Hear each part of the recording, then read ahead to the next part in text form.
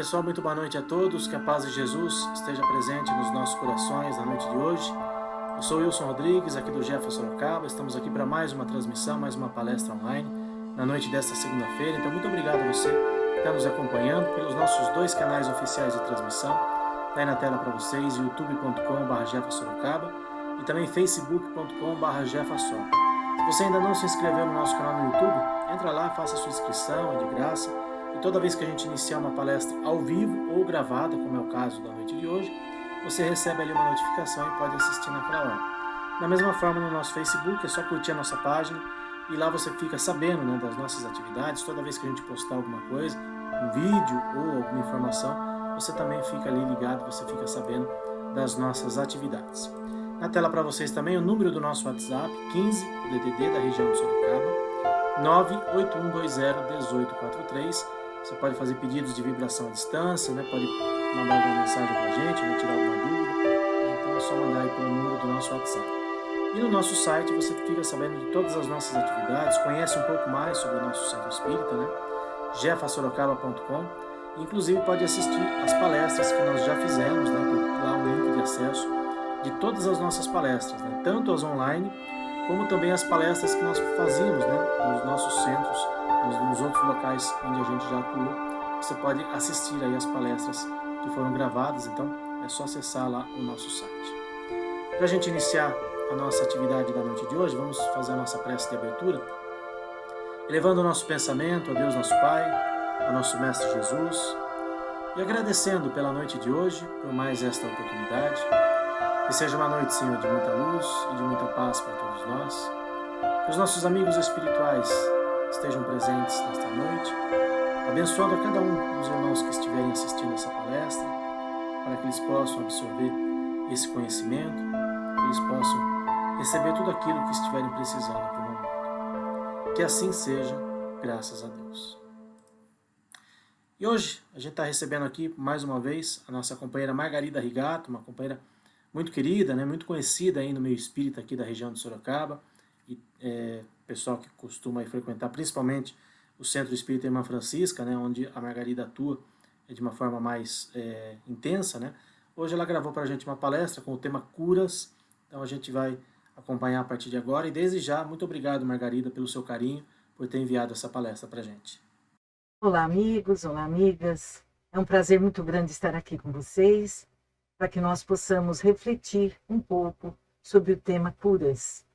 Eu me baseei no livro Pão Nosso, que é a psicografia de Chico Xavier, que o Espírito Emmanuel nos traz esta mensagem, que nós possamos entendê-la, absorvê-la, e que ela seja útil para este momento em que nós estamos vivendo, onde a busca da cura desta doença provocada por esse vírus que nos atinge neste momento de pandemia, que o Espiritismo possa nos trazer o esclarecimento que nós necessitamos, encorajando-nos, dando-nos esperança e confiança. Toda a lição do livro Pão Nosso é trazida uma fala de Jesus. E nesta lição, especificamente, na lição de curas, Jesus, dirigindo-se aos seus discípulos, diante de todas as pessoas que o procuravam doentes, ele diz: curai os enfermos, que nela houver, e dizei-lhes: é chegado a vós o reino de Deus. Essa passagem, meus amigos, nós vamos encontrá-la no Evangelho de Lucas, no capítulo 10, versículo 9. E o Espírito Emmanuel, através então da psicografia de Chico, a partir da fala de Jesus, ele começa a esclarecer-nos. E eu pensei algumas frases da lição, e que eu convido a vocês a buscá-la e lê-la na sua íntegra. Mas ele diz assim: é sempre útil curar os enfermos, quando haja permissão de ordem superior para isto. Contudo, em face de semelhante concessão do Altíssimo, é razoável que o interessado na bênção reconsidere as questões que lhe dizem respeito, compreendendo que raiou para seu espírito um novo dia no caminho redentor. Então, olha que interessante. Ele já começa nos dizendo que, na fala de Jesus, ele dizia que era útil, sim, curar os enfermos. A partir do momento que Deus assim o permite. E que é uma concessão de Deus. Mas que é razoável que o interessado pela cura, aquele que está sendo beneficiado pela cura, reconsidere a sua conduta.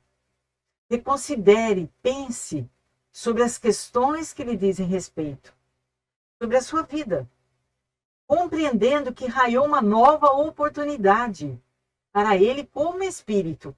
É interessante que a gente vá compreendendo que a fala dos ensinamentos que chegam até nós pelo Evangelho, ele se dirige ao espírito imortal que cada um de nós somos. Então, preparando esta fala, eu me lembrei de um seminário realizado por Haroldo Dutra, em que vocês podem encontrá-lo também na sua íntegra no YouTube. Ele é dividido em duas partes. O tema do seminário é as curas de Jesus e os milagres do Evangelho. Eu quero ressaltar aqui que Haroldo Dutra, ele fez a tradução diretamente do grego para português do livro do Novo Testamento.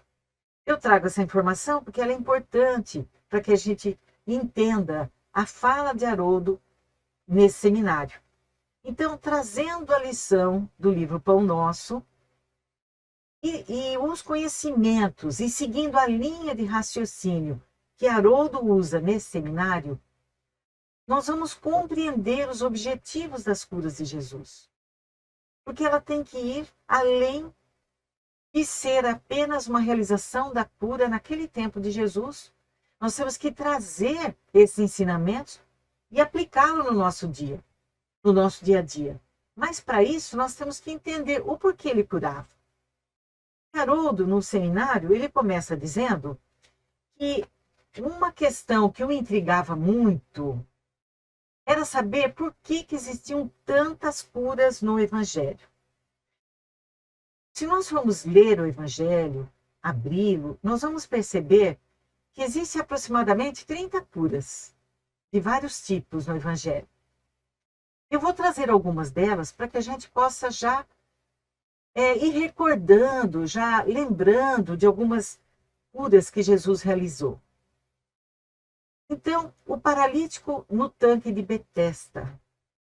Nós vamos encontrar no texto bíblico, ou seja, lá na Bíblia, no Evangelho de João, no capítulo 5, versículo 13.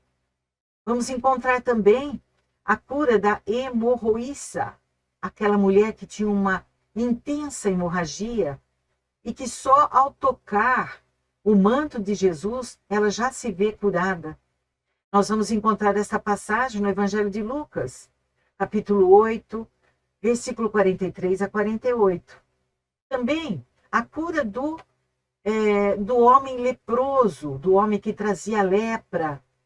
Evangelho de Mateus, capítulo 8, versículo 1 a 4. E Jesus também curava, além das doenças do corpo físico, também aquelas que afetavam a mente, que afetavam o espírito, quando ele faz a cura do homem endemoniado. Vamos encontrar no Evangelho de Lucas, capítulo 4, versículo 33 a 37. Eu gosto de citar as passagens evangélicas e dizer quais os evangelhos que nós vamos encontrar, até para que os nossos companheiros, que muitas vezes acreditam equivocadamente que o Espiritismo não segue o Evangelho de Jesus, não segue os ensinamentos que nós encontramos também na Bíblia, porque o Espiritismo, meus amigos, é o cristianismo redivivo. Ele traz os ensinamentos de Jesus na sua integridade, sem qualquer cerimônia, sem qualquer adendo, na sua pureza. Mas voltando aqui ao seminário de Haroldo Dutra, ele diz que uma questão que o deixava assim também bastante intrigado é por que Jesus curava. Além do número grande de curas, qual era o objetivo de Jesus? Por que ele curava? E ele diz também que esta dúvida não era só dele, que era também daqueles que o antecederam no estudo do Evangelho. E a resposta, o argumento mais usado por estas pessoas, que era comum entre elas, era esse argumento aqui, ó, que Jesus pretendia atrair as pessoas para o seu ensino moral através da cura. Se nós trouxermos, meus amigos e minhas amigas, para uma linguagem mais moderna, para a atualidade, nós vamos dizer então que Jesus usava das curas como seu marketing pessoal.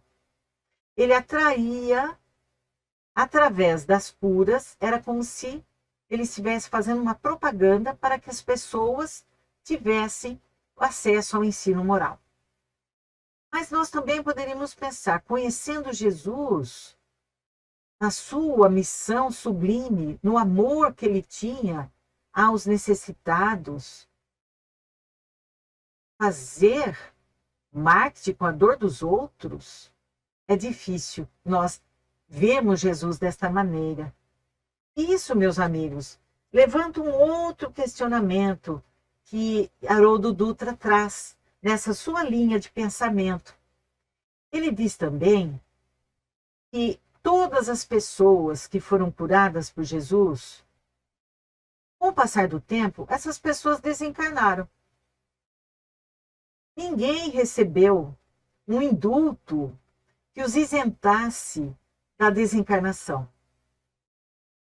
Eles foram curados, mas pouco tempo depois, um a um, desencarnaram. Então, nós temos que pensar que as curas de Jesus, elas tinham como objetivo uma outra razão. Então, olha, deveria existir uma outra razão para as curas de Jesus. E Haroldo também nos diz que quando ele começou a estudar todas as curas do Evangelho, ele começou então a ter como objetivo procurar alguma coisa que ressaltasse, que fosse diferente, que demonstrasse um ponto que de alguma forma viesse de encontro a esta dúvida que ele tinha, do objetivo real de Jesus para com as curas.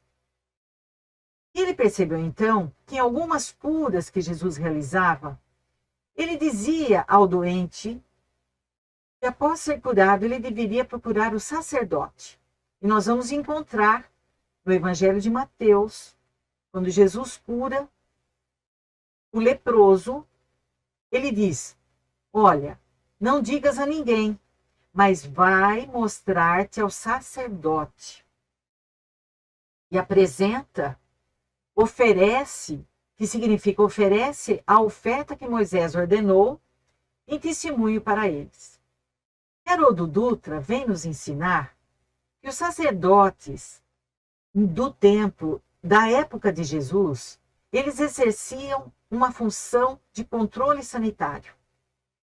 Sobretudo das doenças de pele, as doenças altamente contagiosas, como a doença de lepra, que hoje nós sabemos que é conhecida como hanseníase. E quem ficasse doente, ou quem se curasse, teria que se comunicar com os sacerdotes para que o sacerdote verificasse que ela realmente estava curada e que ela pudesse voltar ao convívio social. Então, era uma precaução para que o mal não se alastrasse e vitimasse toda a comunidade onde a pessoa vivia. Então, Jesus, ao pedir que as pessoas curadas se apresentassem ao sacerdote, ele estava seguindo uma lei humana e, ao mesmo tempo, dando uma lição a todos nós de que nós devemos respeito às leis.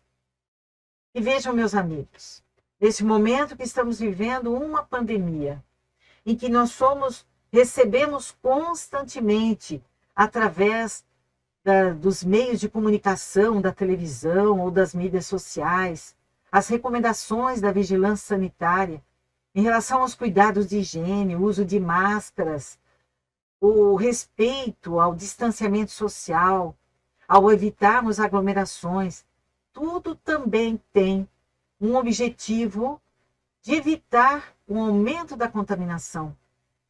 E que nós estamos submetidos às leis humanas e temos obrigação moral de cumpri-las. Pensando no coletivo, vejo como Jesus já vinha, através da sua postura, através das curas que ele realizava, dos ensinamentos verbais que ele usava e da sua própria conduta, linhas de comportamento que deveríamos seguir.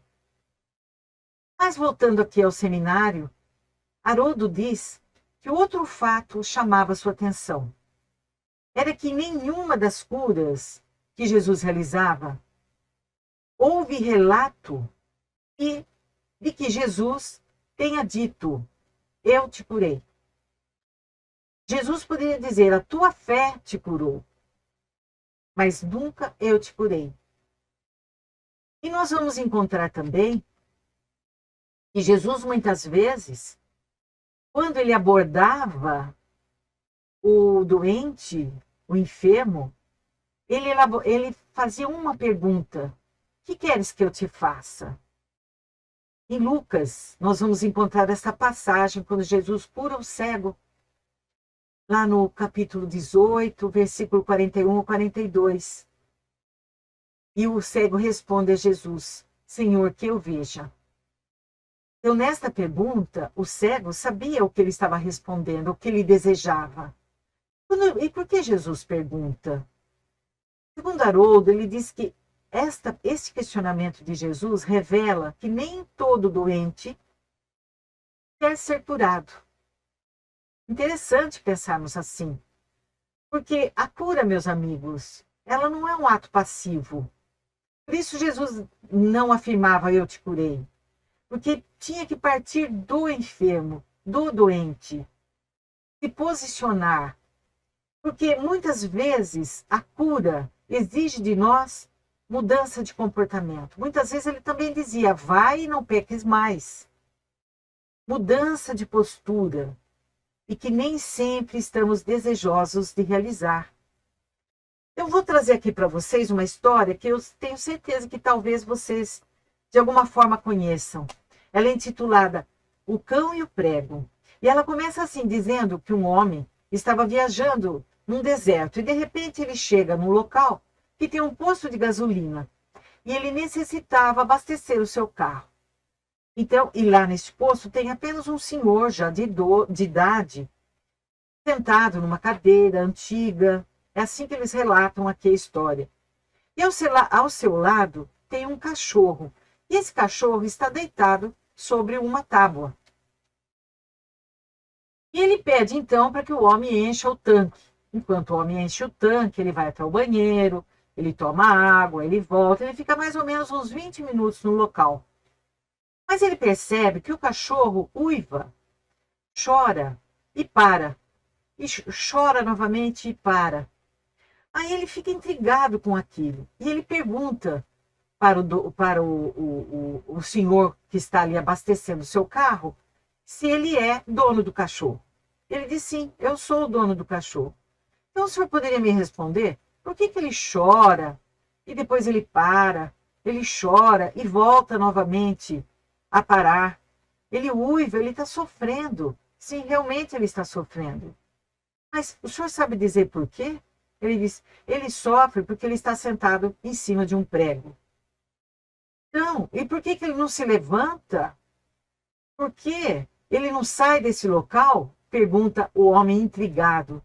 E o que o Senhor responde?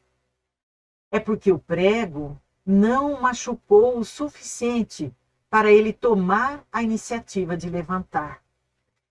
Então, meus amigos, muitas vezes o sofrimento que chega até nós não é o suficiente para nos movimentarmos. Às vezes é o suficiente apenas para que a gente reclame, para que a gente adquira mais simpatia ao nosso lado, chamando atenção sobre nós, sobre o nosso sofrimento. E Haroldo Dutra conta essa história, só que ele diz que é por isso que quando alguém chegava até Jesus, mostrando na alma, no olhar, o sofrimento, é como se Jesus falasse ao perguntar: o que queres que eu te faça? Já doeu o suficiente para você se levantar? Parece estranho, né, meus amigos? Mas esse conceito, mas nós temos que entender qual é a função da dor. Qual é a função da dor no nosso corpo? Qual é a função da dor na nossa alma? Então, para que a gente possa entender esta pergunta, vejam, a função da dor no nosso organismo, ela tem a função de preservação. Preservação do nosso corpo físico. Nós temos uma dor de cabeça nesses momentos que nós estamos vivendo a pandemia. Os sintomas estão sendo esclarecidos, evidenciados na televisão.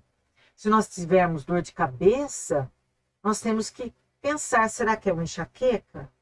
Será que é só porque eu me alimentei excessivamente? Ou se essa dor de cabeça não passa, eu preciso ver. Eu poderia estar tendo um problema sério no meu cérebro por essa dor de cabeça? Ou ela pode ser sinal de uma infecção? Eu posso estar contaminado com o vírus? Então, a dor, na verdade, ela é uma mensagem do nosso organismo e que nós temos que decifrar. O objetivo, meus amigos, de corrigir, de buscar ajuda, de buscar um meio de que nós possamos preservar a nossa saúde, preservar a nossa vida. Então, a dor sempre foi uma corretora de rota. Ou seja, para que a gente possa continuar a viver em paz, para que a gente possa continuar a exercer as nossas tarefas, nós temos que buscar resposta às dores que estamos sentindo naquele momento. Então, meus amigos, a dor, vejam lá, ó, ela tem a função de preservação tanto biológica, de preservação do físico, quanto de psíquica, do equilíbrio da nossa mente, do equilíbrio da nossa paz de espírito.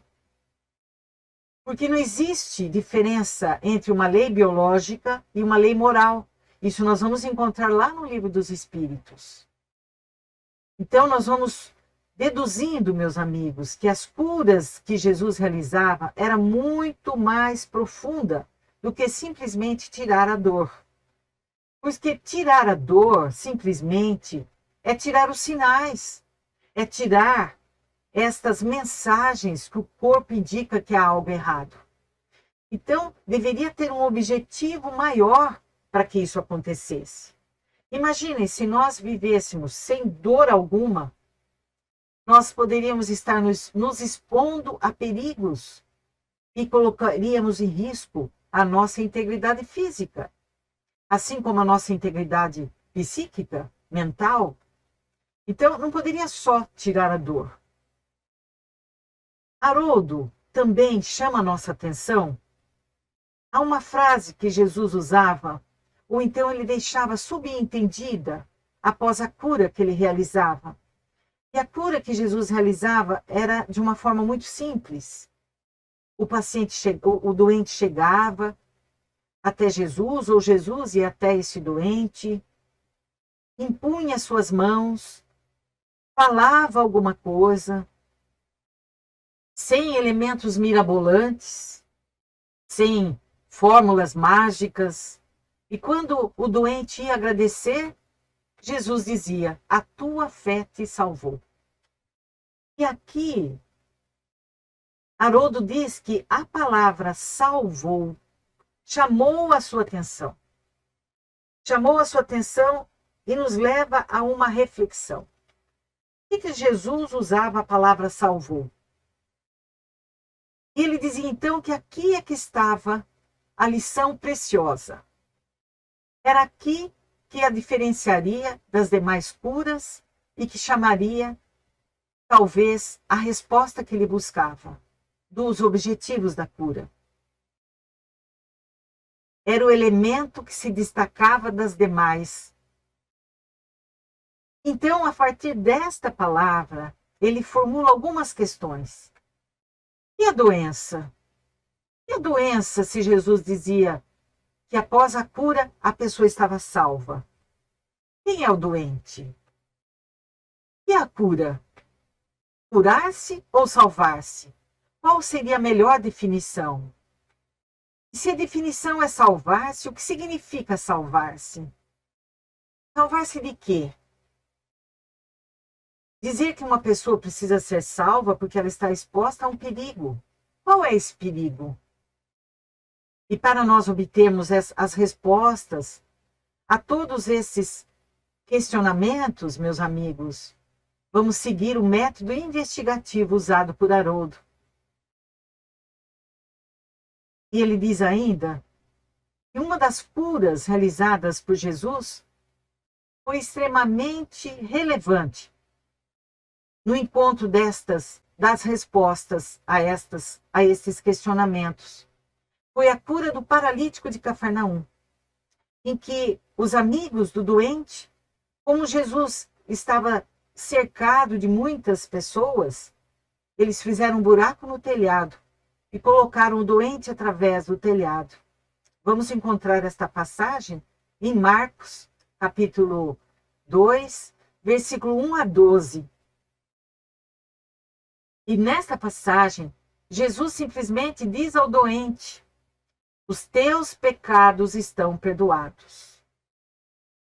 Seguindo Jesus, sempre existiam os religiosos, os sacerdotes, porque eles queriam pegar Jesus em alguma atitude que o comprometesse perante as leis da época. Então eles indagam diante desta fala de Jesus: e você tem poderes para perdoar os pecados? Não é só Deus? E Jesus então responde. Ele não se dirige aos sacerdotes, mas ele, olhando ao doente, dá a mão ao doente, ajudando-o a levantar-se, diz: para que saibais que o Filho do Homem tem na terra poder para perdoar pecados. Ele olha ao paralítico e diz: levanta-te e anda. Essa passagem, segundo Haroldo, dava a pista dos objetivos de Jesus ao curar. E aqui, mais uma vez, ele nos leva a pensar, a raciocinarmos sobre a palavra pecado. A palavra pecado, meus amigos, na tradução do grego para o português, significa errar o alvo, sugere errar o alvo. O que seria alvo? Seria alvo para nós como espíritos imortais. O alvo é o cumprimento da lei divina. Então, o que quer dizer errar o alvo? Errar o alvo seria entrar em pecado, cometer um pecado, ou estar em pecado. Então, nós podemos errar o alvo quando descumprimos a lei divina em algum ponto. Em algum ponto da nossa trajetória de vida, como espíritos imortais, nós podemos errar esse alvo. Ou seja, deixamos de cumprir as leis divinas por rebeldia, muitas vezes por ignorância das leis divinas, ou até mesmo por ainda termos a maldade em nós. Então, meus amigos, vamos voltar ao Evangelho de Lucas, onde Jesus cura o cego de Jericó. E a palavra, que ele usa a palavra salvou. Tua fé te salvou. Tua fé te salvou. O que significa então salvar? Qual era o perigo que ele estava correndo? Para que a gente possa entender o que significa salvar, Vamos trazer por um acontecimento corriqueiro da nossa vida. Uma pessoa que está na piscina ou está no mar e se sente que vai afogar. Até então, essa pessoa estava buscando um momento de lazer. Ia salvar, resgatar esta pessoa, dar atendimento para que a vida dela seja resguardada e ela retorne ao fluxo da vida. Quando eu disse que ela estava no momento de lazer, até então, ela tinha um ritmo de vida. E que naquele momento de lazer fazia parte da sua atividade, da vida. E se ela ali, correndo esse perigo, ela não fosse auxiliada, ela teria a sua vida interrompida. Então, observe que salvar é resgatar, é fazer retornar a rota da vida, dar continuidade. Meus amigos, quando alguém perde a referência da lei divina, que está em sua consciência, ele também não seria, então, um desvio?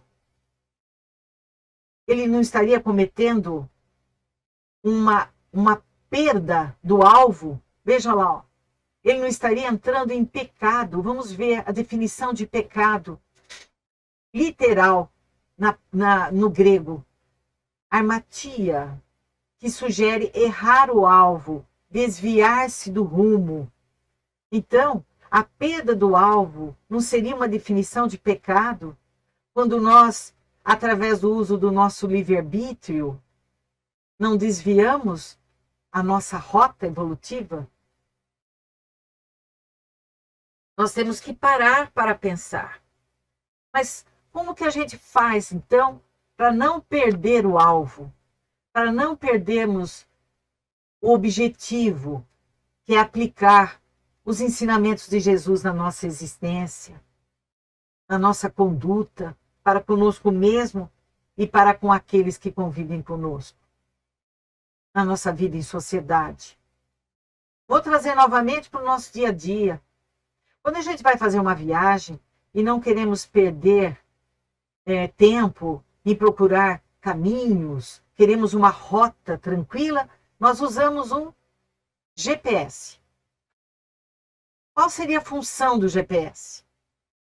É nos dar uma rota segura, nos dar um caminho tranquilo, sem sobressaltos. Mas nós podemos ignorar. Quantos de nós já não ignoramos o GPS no nosso carro?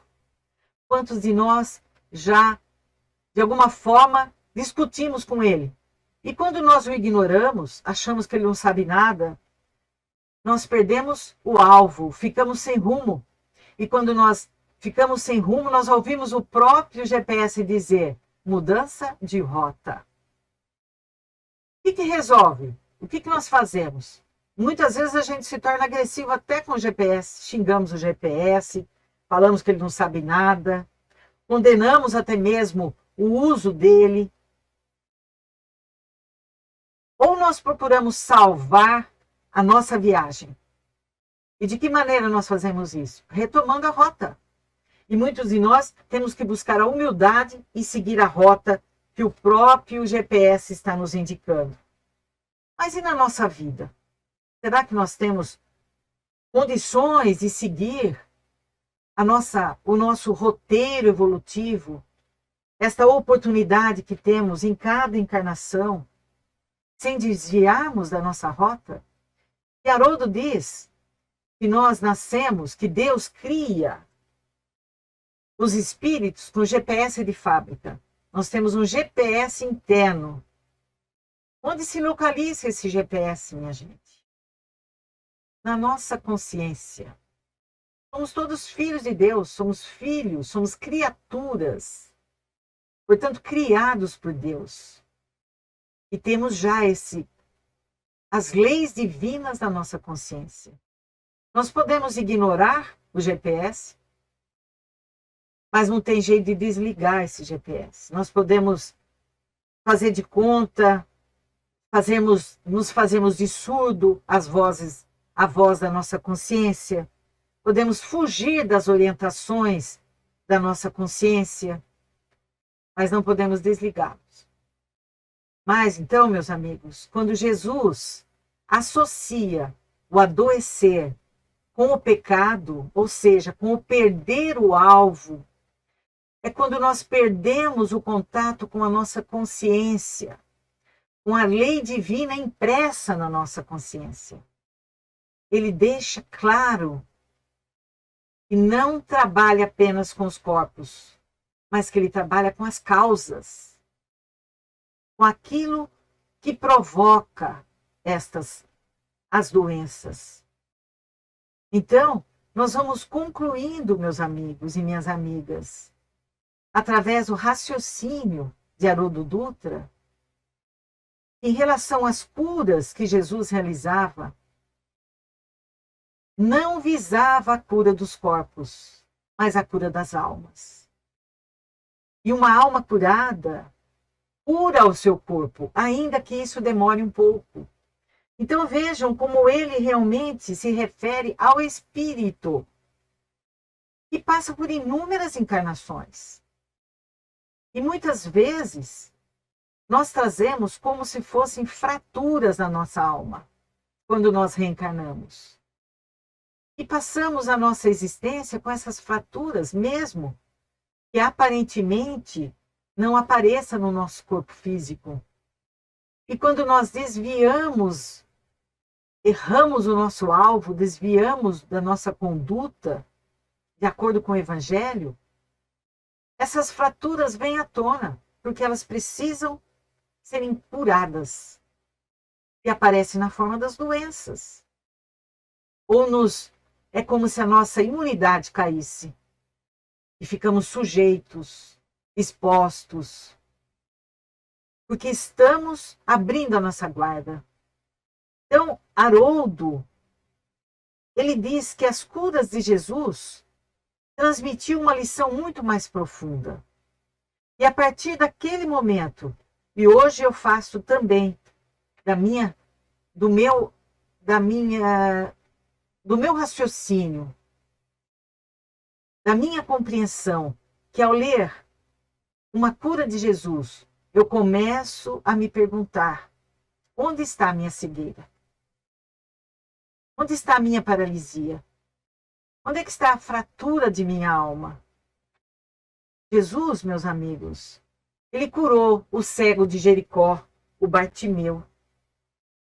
Então, hoje a gente deve parar para pensar que aquele ensinamento, aquela cura, naquele momento que Bartimeu morreu depois, ele foi um instrumento para que depois esta história, esta cura, este acontecimento permanecesse na nossa memória, para que nós pudéssemos analisar a nossa conduta e perguntar a nós mesmos: onde está Bartimeu cego em mim?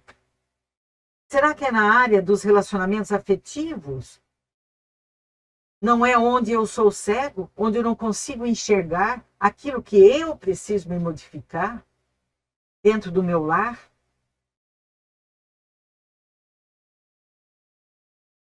Ele diz ainda: será que é na área das relações familiares que eu sou o cego? Que eu sou o paralítico? Que eu sou o leproso? Ou que eu sou o endemoniado? Ou será que a minha doença é na área do poder, do dinheiro, da posse material, da beleza física? Vejam quantos questionamentos nós podemos fazer agora a partir desses ensinamentos e que a lucidez de Haroldo Dutra, a partir dos seus estudos, nos trouxe. Que o Evangelho vem nos falando e que o Espírito Emmanuel vem nos esclarecendo.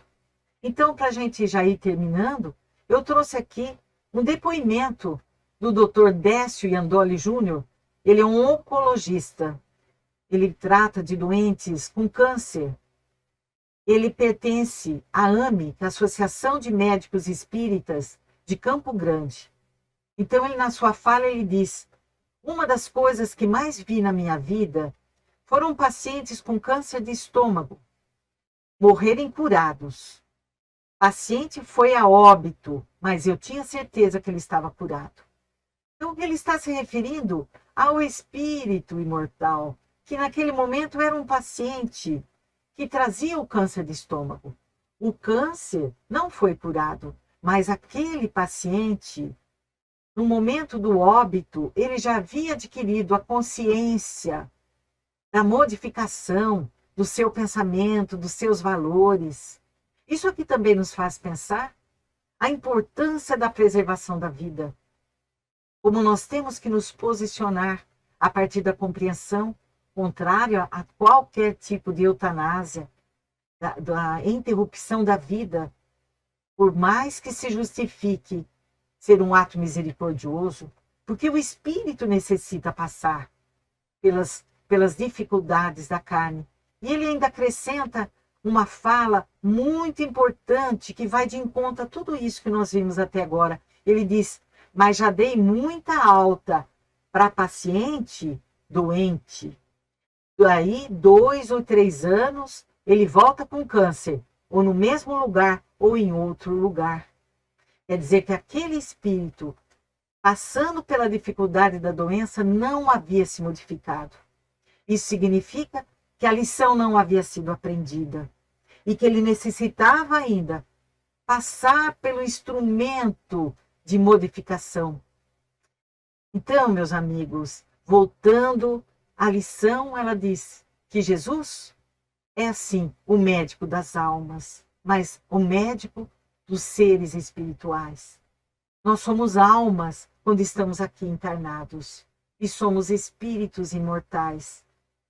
Então, a ação curadora do Cristo é uma ação que vai nas causas que geraram a dor e o adoecimento. Não é apenas para tirar a dor.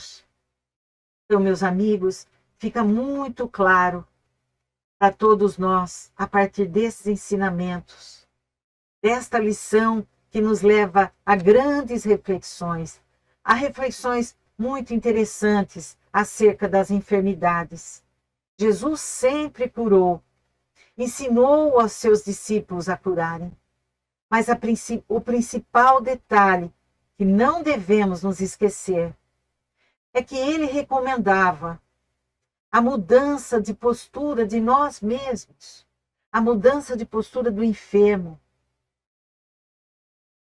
Ainda nós não compreendemos direito o quão profundos são os ensinamentos de Jesus. Todas as nossas enfermidades representam alertas, lições que devemos combater na raiz. Aprendemos então, meus amigos, a encarar as enfermidades como momentos de reflexões, momentos de autoanálise. Pois assim, nós vamos compreendendo um pouco melhor a necessidade de passarmos por esse tipo de aprendizagem, por esse tipo de dificuldades. Não nos esqueçamos nunca que Deus é o nosso Pai. E sempre, meus amigos, Ele quer o nosso bem. A misericórdia divina é infinita. Mas nós devemos fazer a parte que nos compete.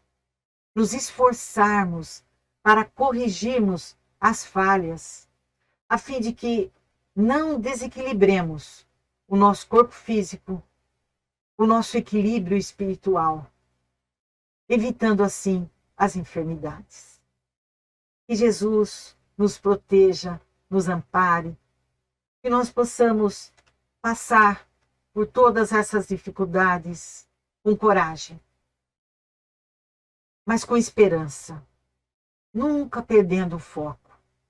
Que somos espíritos imortais e que estamos tendo ao nosso lado sempre o amor de Deus, a presença de espíritos amigos e Jesus presente através do Evangelho. Um grande abraço a todos. e até uma próxima oportunidade.